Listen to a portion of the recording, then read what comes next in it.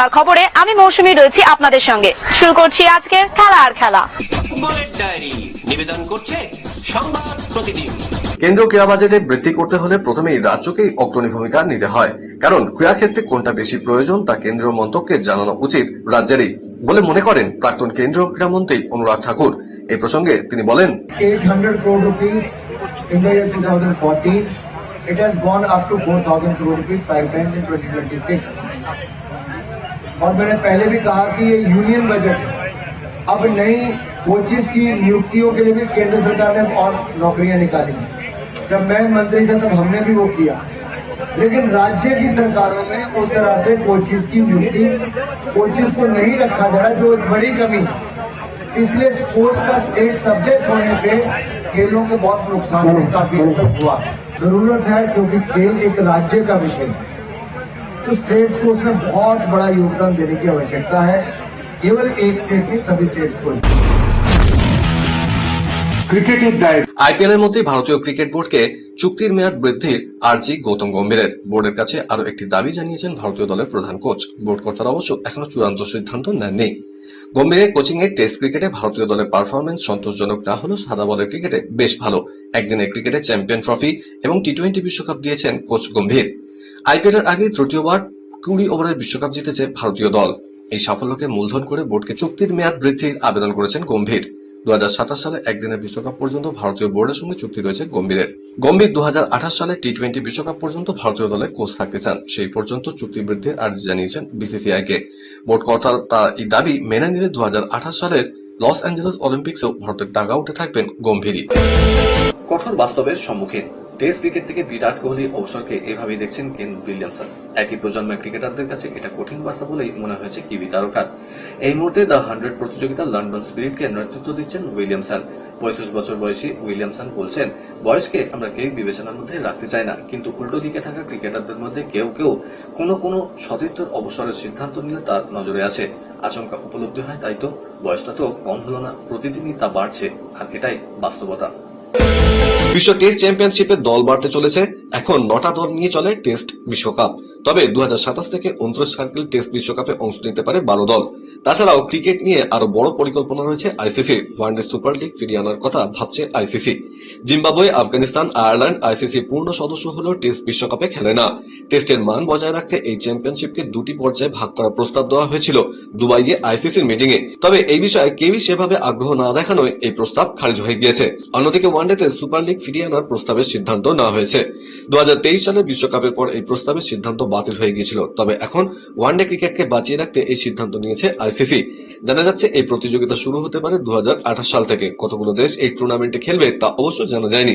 2027 সালের বিশ্বকাপের পর এই নিয়ে সিদ্ধান্ত হতে পারে।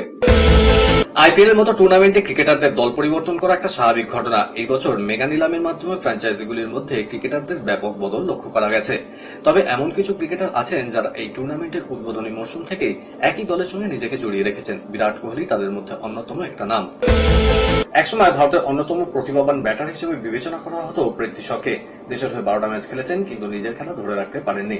বারবার তার বিরুদ্ধে বিশৃঙ্খলার অভিযোগ উঠেছে। গত মৌসুমে বাদ পড়তে হয়েছে মুম্বাইয়ের রঞ্জি দল থেকেও। পৃথ্বীর এমন পরিণতিতে হতাশ রোহিত শর্মার ছোটবেলার coach Dinesh lad.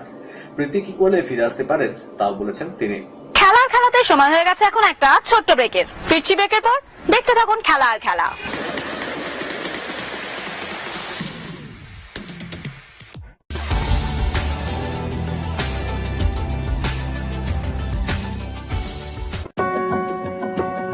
News media প্রযোজিত সাপ্তাহিক বিনোদন অনুষ্ঠান বিনোদন.com দেখুন প্রতি শনিবার ঠিক রাত 10:25 আপনাদের প্রিয় চ্যানেল ভিশনে।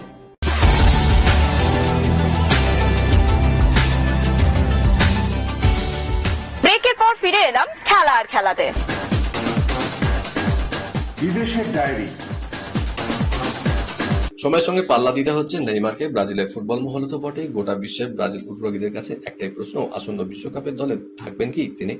তার দক্ষতা নিয়ে ব্রাজিলের কোচ কার্লো আনচেলত্তির মনে কোনো সংশয় নেই, কিন্তু যাবতীয় সংশয় নেইমারের ফিটনেস নিয়ে। আনচেলত্তি পরিষ্কার জানিয়েছেন, ফিটনেসের তুঙ্গে না থাকলে নেইমারকে বিশ্বকাপের দলে তিনি রাখবেন না।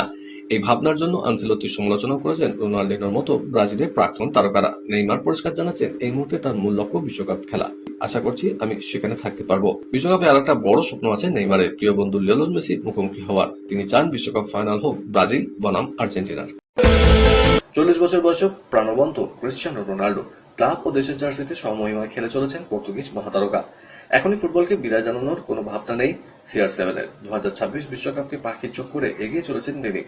তবে মার্কিন মুলুকে আয়োজিত ফুটবল যুদ্ধের পর অবসরের পথে হাঁটতে পারেন রোনাল্ডো। তারপর কোচিং এ মনোনিবেশ করার সম্ভাবনা রয়েছে, এমনটাই মনে করছেন ম্যানচেস্টার ইউনাইটেডের প্রাক্তন কোচ রেনে মিউলেস্টিন।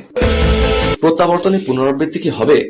25 বছর আগে 2001 কোপা আমেরিকা এবং তার ঠিক পরের ফিফা বিশ্বকাপ ব্রাজিলের উল্টো পুরান পারফরমেন্সকে ভাবলে যেন এই প্রশ্নই জাগে। 2001-এ কোপা আমেরিকায় তার আগের দুবারের চ্যাম্পিয়ন ব্রাজিল খুব খারাপ বল করেছিল। কলম্বিয়ার টুর্নামেন্ট হয় সেবার। শেষ মুহূর্তে তৎকালীন কলম্বিয়ার সন্ত্রাসবাদী কার্যকলাপ ও নিরাপত্তার অভাবের অভিযোগে আর্জেন্টিনার প্রতিযোগিতা থেকে সরে দাঁড়ায়। তার বদলে নেওয়া হয় হন্ডুরাসকে, যারা কোচ ও সাপোর্ট স্টাফ সহ মাত্র 22 জনের স্কোয়াড নিয়ে কোপা আমেরিকার শুরুর দুদিন পর কলম্বিয়ায় পৌঁছায়, তাও কলম্বিয়ান এয়ারফোর্সের বিমান চেপে। কিন্তু সেই ভাঙাচোরা হন্ডুরাসের কাছে ব্রাজিল কোয়ার্টার ফাইনালে 0-2 হেরে ছিটকে যায়। গ্রুপ পর্যায়ে ব্রাজিল 3 ম্যাচে 6 পয়েন্ট নিয়ে গ্রুপ চ্যাম্পিয়ন হলেও প্রথম ম্যাচে সেলেকাওকে মেক্সিকোর কাছে 0 গোলে হারতে হয়েছিল। পরে দুটো ম্যাচে ব্রাজিল জেতে পেরু এবং প্যারাগুয়ের বিরুদ্ধে।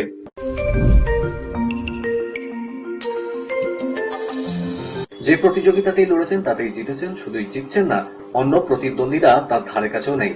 পরপর এই এক পেশে একঘেয়ে সাফল্য আর ভালো লাগছে না ভারতের প্যারালিম্পিয়ান মহাতারকা সুমিত আন্তিলের। এবার তিনি আরো কঠিন চ্যালেঞ্জের মুখোমুখি হতে চান, লড়তে চান সাধারণ অ্যাথলিটদের বিরুদ্ধে। সুমিতকে ইতিমধ্যেই তার বিরুদ্ধে লড়াই করার আমন্ত্রণ জানিয়েছেন ভারতের সোনার ছেলে নীরজ চোপড়া। প্যারালিম্পিক জ্যাভলিনে F64 বিভাগে খেলেন সুমিত। ওই ফরম্যাটে তিনি বিশ্বসেরা, প্যারালিম্পিকে দুবারের সোনাজয়ী, এশিয়ান চ্যাম্পিয়নশিপে সেরা, বিশ্ব চ্যাম্পিয়নশিপেও সেরা। শুধু কঠোর অনুশীলন নয়, সঠিক ডায়েটও প্রয়োজন। একজন অ্যাথলিটের শরীরে শক্তির যোগান দিতে সুষম আহারের গুরুত্ব অপরিসীম। বিশেষ করে ব্যাডমিন্টনের মতো দ্রুত গতির খেলায় শরীরকে সর্বক্ষণ হালকা, সুস্থ এবং চটপটে রাখতে হয়, আর সেই কারণেই প্রোটিনকে অত্যন্ত গুরুত্বপূর্ণ বলে মনে করেন তারকা খেলোয়াড় সাইনা নেহওয়াল। সম্প্রতি তিনি খেলোয়াড়দের পরামর্শ দিয়েছেন, শুধু বেশি ট্রেনিং করলেই ভালো ফল মেলে না, বরং শরীরের প্রয়োজন অনুযায়ী সঠিক খাবারও গুরুত্বপূর্ণ ভূমিকা পালন করে। তার কথায় ডায়েটে প্রোটিন যোগ করা বাধ্যতামূলক, আর অনেক সময় সামান্য আমিষ খাবারও খেতে হয় শরীরের চাহিদা পূরণে। বিক্রি হয়ে যাচ্ছে লর্ডসের মাঠ। পকেটে 5,000 টাকা থাকলে যে কেউ কিনতে পারবেন এই ক্রিকেট মাঠের অংশ। ইংল্যান্ডে মেরিডিবন ক্রিকেট ক্লাব লর্ডসের মালিক। স্টেডিয়ামে পরিকাঠামো বাবদ উন্নয়নের জন্য টাকা তোলার জন্য লর্ডসের মাঠ কেটে কেটে বিক্রির সিদ্ধান্ত নিয়েছে ক্লাব কর্তৃপক্ষ। ক্লাবের সদস্যরা বটেই, মাঠের অংশ কিনতে পারবেন সাধারণ ক্রিকেট প্রেমীরাও। এমসিসি কর্তৃপক্ষ জানিয়েছে মাঠ কেটে টুকরো টুকরো করে বিক্রি করা হবে। প্রতিটি টুকরোর মাপ হবে 1/2 মিটার ইন্টু 0.6 মিটার। দাম রাখা হয়েছে 50 পাউন্ড, ভারতীয় মুদ্রায় প্রায় 5,000 টাকা। ক্লাবের 25,000 সদস্য কিনতে পারবেন লর্ডসের মাঠের টুকরো। চাইলে সাধারণ ক্রিকেট প্রেমীরাও সংগ্রহ করতে পারবেন মাঠের অংশ। 18 মে শুরু হচ্ছে ফরাসি ওপেন। তার আগে প্রতিযোগিতার পুরস্কার মূল্য নিয়ে ফের ক্ষোভ উগড়ে দিলেন তারকা খেলোয়াড়রা। যৌথ বিবৃতিতে ইয়ানিক সিনার, কোকো গফ ও এরিনা সাবালেঙ্কা বলেছেন, রোলার গ্যারো কর্তৃপক্ষ যতটা পুরস্কার মূল্য বৃদ্ধি করেছে তা পর্যাপ্ত নয়। 4টি গ্র্যান্ড স্ল্যাম উদ্যোক্তাদের চিঠি দিয়ে প্রাইজ মানি বৃদ্ধি করার দাবি জানিয়েছেন খেলোয়াড়রা।